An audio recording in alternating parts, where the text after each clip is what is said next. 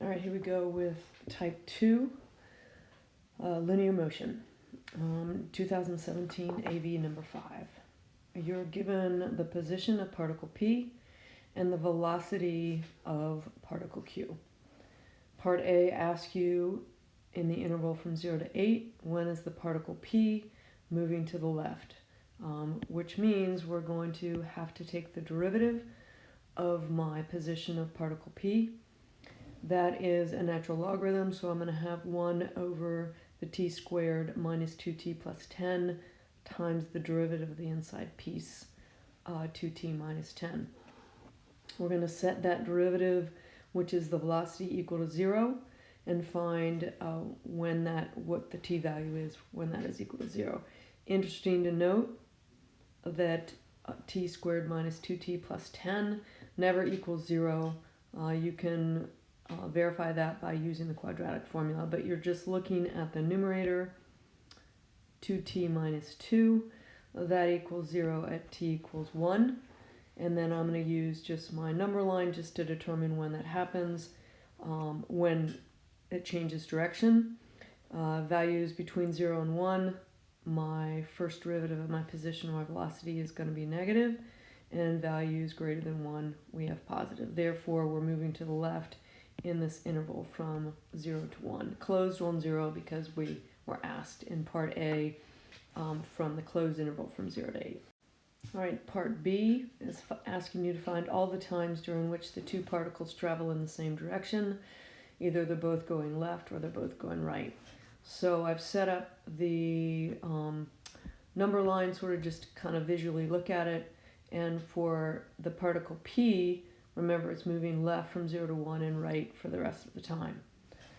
Particle Q, I'm going to factor and find that is equal to 0 when t is 3 and 5. I set up that number line and check the value of the first derivative or the velocity. I see that particle Q is moving to the right from 0 to 3, to the left from 3 to 5, and right again from 5 to 8. All right, and sort of just stacking these number lines on top of each other, I see here where the values are changing. Okay, and so we know that we're positive here for both of them and also positive in this interval. And so they're both going right from 1 to 3 and 5 to 8. Part C is asking whether the speed of the particle is increasing or decreasing of particle Q at time t equals 2. So I'm going to find the acceleration of particle Q, and I see that that's 2t minus 8. When I substitute in 2, I get 4. And then the velocity of particle Q at t is equal to 2 is positive. So we see that these have different signs, and therefore since the velocity and acceleration of particle Q have opposite signs, the speed of the particle is decreasing at time t equals 2. And the last part, in part D, at time t equals 3, it was ask you to find the position the first time that the particle changes direction. And so if you go back to part B, you can see when that happens. The first time that particle Q changes direction is at t is equal to 3. And so I'm going to find the distance that it's traveled from 0 to 3.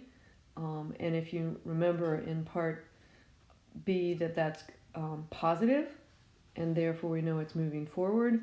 And our FTC number 1 tells us that the integration of velocity is x of 3 minus x of 0. Sliding things around, integrating by hand, finding the antiderivative, plugging in 3 and 0. Here's my initial position from the stem of the problem. Here is how far it's traveled from 0 to 3. And then I add those together and get 23. Now remember, on the AP exam, you can leave it in its unsimplified form. All right, 2009 AB, question 1, calculators allowed. We call this the Karen bike problem.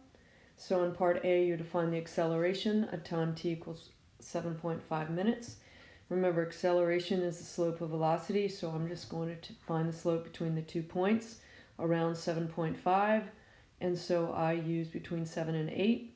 So the change in velocity over the change in time.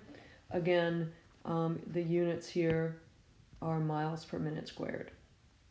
Part B asks you to find the integration from 0 to 12 of the absolute value of v of t dt, and this represents the total distance traveled as opposed to displacement that Karen traveled in miles in the interval from 0 to 12, or you can say the first 12 minutes of her bike ride or the 12 minutes that she went from home to school. And I just found the area of triangles and the area of trapezoids and added the squares, and I get that was a total of 1.8 miles. Part C gives you a scenario where Karen turns around, wants to know at what time did they turn around and to justify your answer. So Karen turns around at t equals 2 to go home, since that's when the velocity changes sign from positive to negative, which indicates a change in direction. All right, in part D, we have velocity of Larry given by W of t, and the question asks who lives closer to the school, Karen or Larry. When I integrate with the calculator Larry's velocity from 0 to 12, we get 1.6 miles. However, Karen only lives 1.4 miles away from school. Remember, she stopped, turned around at time t equals 2, so we're going to subtract those away. So that would be the 1.8 minus the 0.4. Anyways, Karen lives 1.4 miles away from school, so she's closer. Right, 2015 BC number 3. However, since this is BC, it's still an AB student could be asked to do any of these things on this particular problem. First part was to estimate v prime of 16.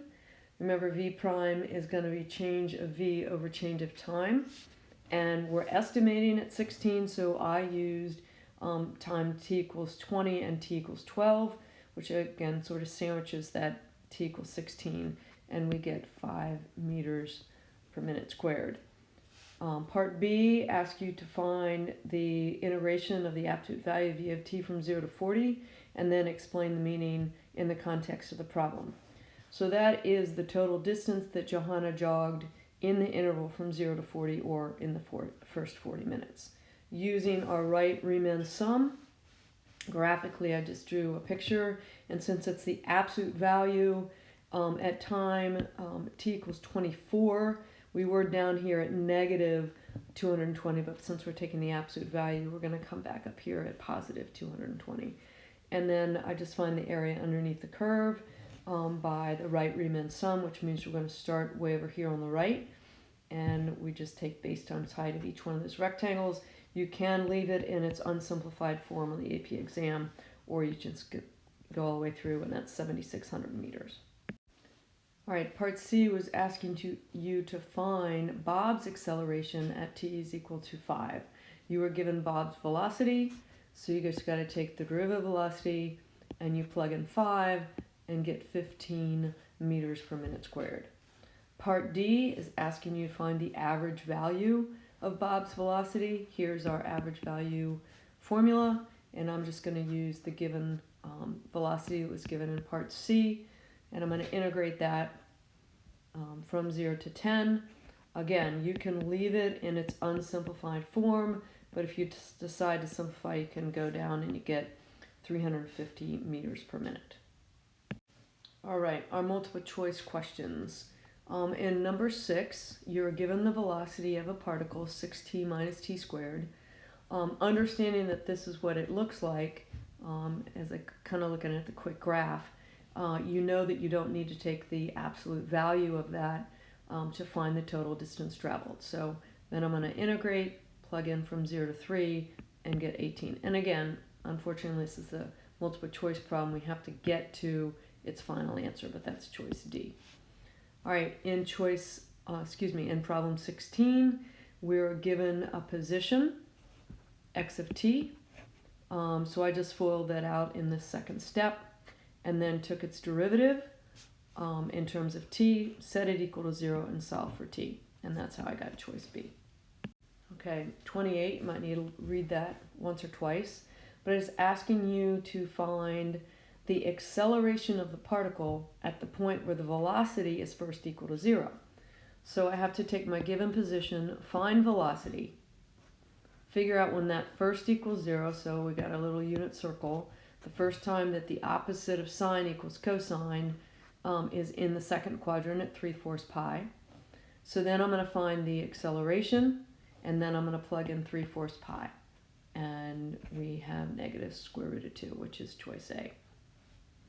In 79, it is asking for which gives you the average velocity of a particle from time t equals 0 to time t equals 8.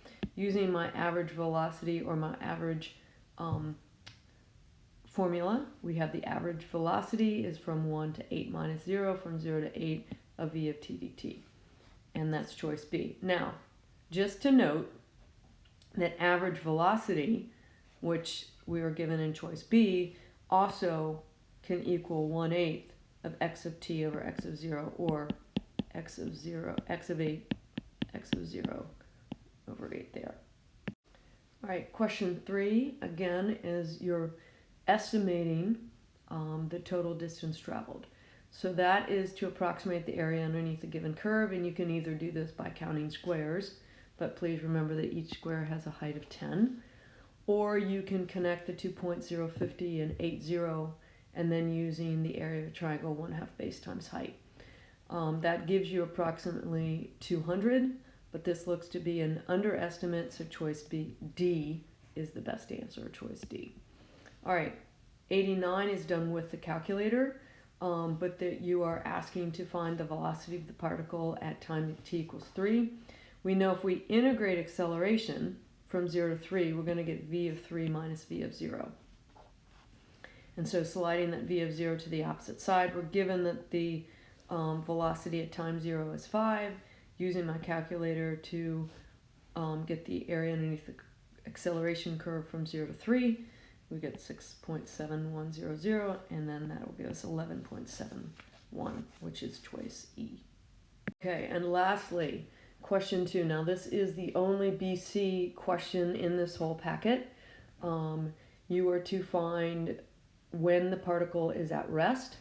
We're given the position in parametrics y of t and x of t. I take the derivative of each one of those, so x prime of t and y prime of t. I set them each equal to 0, so the horizontal movement changes at t is equal to 0 and t is equal to 2, and the vertical movement changes, or it's at rest, at only t is equal to 2. So at t is equal to 2 is the only choice here, and so I'm going to plug that into x of 2 and y of 2, and I get negative 4 and 12. And so the position of the particle when the particle is first at rest is at negative 4, 12.